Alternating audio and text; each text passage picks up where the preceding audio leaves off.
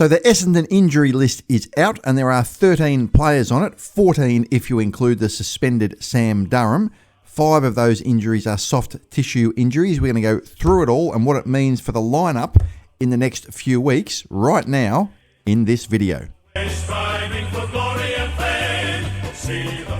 So for starters, Sam Durham has accepted his 2-game suspension for the hit on Adam Cerra in the second quarter of the match against Carlton. This is not surprising. It would have been unlikely that he would have got off if we had challenged it, so there's probably not much point. And he does have a little bit of a niggling ankle injury anyway, so it gives him a little bit of a chance, I guess, to get that ankle 100% right so he can return in a couple of weeks' time, so he'll miss the next 2 matches. We'll see who comes into the side for him. Do we bring in Dylan Shield? Do we bring in Elijah Sartis? We'll see how that goes. It's also worth noting today that Reid has signed until 2028 as a Bomber.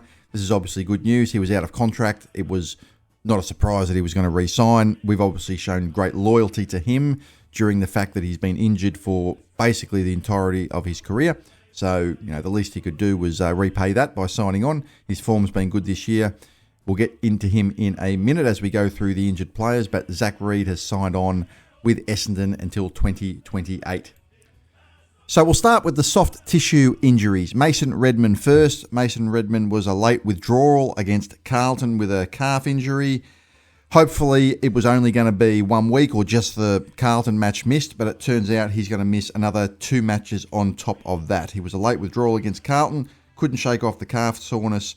He was hopeful to play, but scans have confirmed a minor calf strain, and that will see him miss the next 2 games. So he's going to miss the game this week, and he's also going to miss the game against Fremantle. We have a bye after that, so he will be available after the mid-season bye.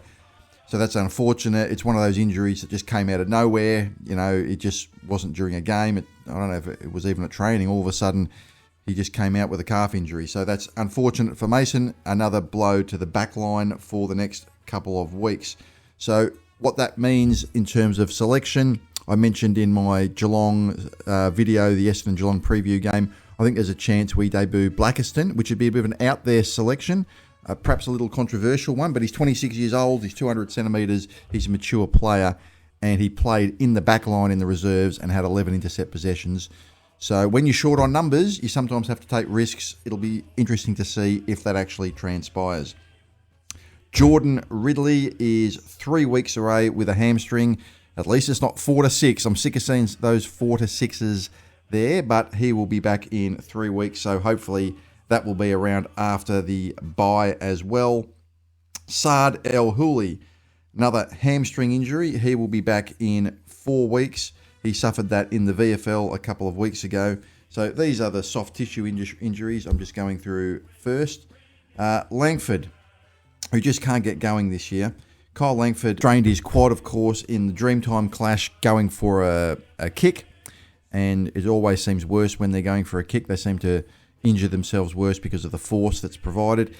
Whilst he did suffer some injuries earlier in his career, he hasn't missed a game under Brad Scott until this year. So we've sort of been used to him being a fixture down there in the forward line. And he is 4 weeks away. So it's a bit of a season that he's going to want to forget. Hopefully he can make an impact in the last few weeks. We'll see with Kyle. Reid, 4 weeks away with a hamstring. So he's probably going to be available maybe for the Richmond game in round 18 at this stage. That would probably be the most likely return date. He's going to miss games against Fremantle and the Suns with the bye sandwiched in the middle of those. And then he should be back for the Richmond game. He's one player we don't want to be taking any risks with. If any of, as for all the players on this list, he's the one that we, I think, want to be the safest with. Having said that, if you're right to go, you're right to go. But he'll be back in 4 weeks' time. The back line did struggle with contested marks, as you would expect. The first gamer from Carlton, Hudson O'Keefe, took 5 contested marks. And Curnow took 3, and they were the 2 leading contested mark players on the ground. However, the defence is actually holding up reasonably well in other aspects. Defence, of course, it is a team thing, defence. It's not just the back 6. Defence is all over the ground. We always think of defence as just being the back 6 players. It's not that at all. Defence is just as much the forward line. And if you can keep the ball in the forward line so the defenders don't actually have to do their job, that's even better. I mean, the ideal situation you want is that the defenders don't actually have to defend because the ball doesn't get in there. Obviously, the ball's going to get in there occasionally, but in an ideal situation, you really need a good team defence, and it's been holding up reasonably well. We had 10 tackles inside 50 in the forward line against Carlton, and we kept Carlton to only 78 points. So the defence actually, as a team effort, despite the fact that we're undermanned in the back six in isolation, but as a team effort, the defence is actually holding up pretty well. It will be interesting to see if they throw Merritt down there again. There was a little bit of controversy as to whether Merritt should play down there. Look, we do have a bit of a stacked midfield, and we don't really have a lot of leadership as well down in the back line. There's really no one down there of any experience except for Laverty. If you look at the rest of the players down there, they're all sort of first, second, third, fourth gamers, or case of Jackson Pryor, he's played, 50 games or something like that. So having an experienced hand down there like Merritt might actually be kind of necessary when you think about it. So how we actually line up down there, if there's going to be any changes to the back six, will be a discussion for Brad Scott and co on Thursday night. Jaden Nguyen has a foot injury. He will be back in 5 weeks' time, stress fracture of the foot. He was doing a couple of nice defensive jobs in the VFL. He's been watching the VFL. He's been playing on the opposition small forwards. And whilst no one was really expecting him to play this year, we also weren't expecting Lawal to play this year. He wasn't exactly setting the world on fire in the twos, and he got a game. And he did pretty well when he came in. So who knows what would have happened had Nguyen not been injured. They might have earmarked him for a game, given that he was doing a job and a role down there, so you can't just judge him on the stats. So it's unfortunate that he suffered this injury because you just don't know where that would have led to this year, but he'll be back in 5 weeks' time. Nick Cox, concussion. I mentioned in one of the other videos I made, he's a candidate to possibly retire. I hope that's not the case. You want to see if he can have one last crack to get it right. But he's to be confirmed. We just don't know what's going to happen with him. And that's unfortunate. And hopefully they get it right. But he is unlikely, I would say, unlikely to play again for the rest of this year. Harrison Jones also is to be confirmed with his ankle. Various reports had it at somewhere between 4 and 7 weeks. I think once the swelling goes down and he can start walking again and start, doing, exercising on it and running and that sort of thing, it's a bit difficult to judge. But I wouldn't have thought he would. I think he'll be back before the end of the year, but maybe not before, round 19 or 20 or something like that. Ben Mackay, this one sort of came out of nowhere. He's got a ruptured plantar plate in his foot. And we've heard some reports that it might be longer than that and it could be months on the sidelines. But I really haven't heard any more. The club has not really been forthcoming. They haven't really provided any more information on it. There was just some reports that it could be, months on the sidelines potentially, so it could be season over for him. But they haven't officially said that. Just according to the injury report, he's to be confirmed.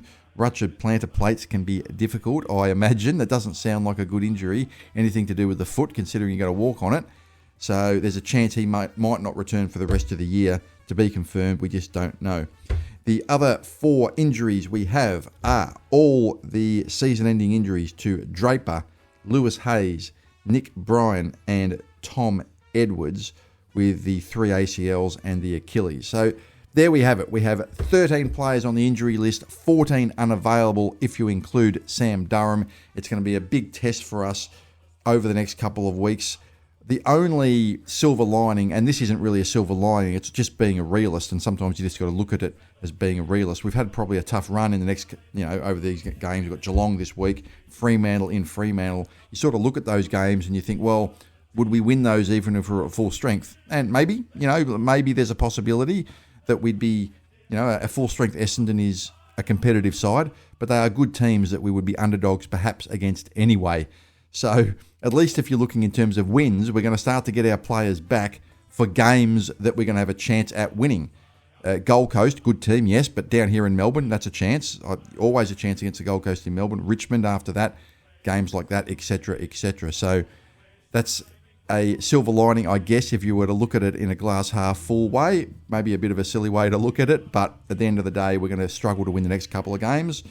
But who knows? Who knows? You just never know. And hopefully some of these players can get back on the park and we can still play a prominent role in the season and hopefully get a few wins. I'm not one of those ones that want to fall down the ladder to get draft picks. I think that's pointless. I don't think there's any difference between pick 9 or pick 6 or anything. In fact, I saw a mock draft from a few years ago, and I can't remember what year it was, but I think it was a year that Jack Sinclair was picked up by St Kilda. And he was first pick in the rookie draft that year, so he wasn't even picked up in the national draft. And if you did a draft now of who the best players are from the year that he got picked up, like who's had the best careers, he would be pick 1 or pick 2, and he wasn't even picked up in the national draft. So if you do a retrospective draft where you choose the players who have had the best careers and you make them pick 1, pick 2, pick 3, pick 4, it bears no resemblance whatsoever to the actual draft order in which they were drafted. The player who's had the best career from the 2019 draft isn't the player that was necessarily picked up pick 1. It's all over the place. So this notion of falling down the ladder and for one spot, because you think pick 6 is going to be better than pick 9 when you're talking about 18-year-olds that are not even fully developed yet. And, you're talking about the best 100 or 200 young players in the country as if there's any difference between pick 7 and pick 6 or something like that. I just think it's ridiculous. I want to finish as high as we can. I think it's good for the culture. I think it's good for the supporters. I think there's just positives in winning games. And I couldn't care less about falling down 2 spots to get pick 5 instead of pick 7. To me, that's irrelevant. And who knows, you'll probably just get the same player anyway. It assumes that the team who had pick 5 is going to pick the same player that you want anyway, which they might not. So it's just too inexact, the draft. It's way too inexact to want to lose deliberately to fall 2 spots to get an irrelevantly small advantage when you do those retrospective drafts, and it shows you that the draft order has no resemblance at all, like none, to the actual who the best players were from the particular drafts in all of the last 10, 12, 15 years. But anyway, I'm going to leave it at that. Hope you guys had a great day. Hope you enjoyed this video. Like and subscribe to this channel. Have a great day, and go Bombers!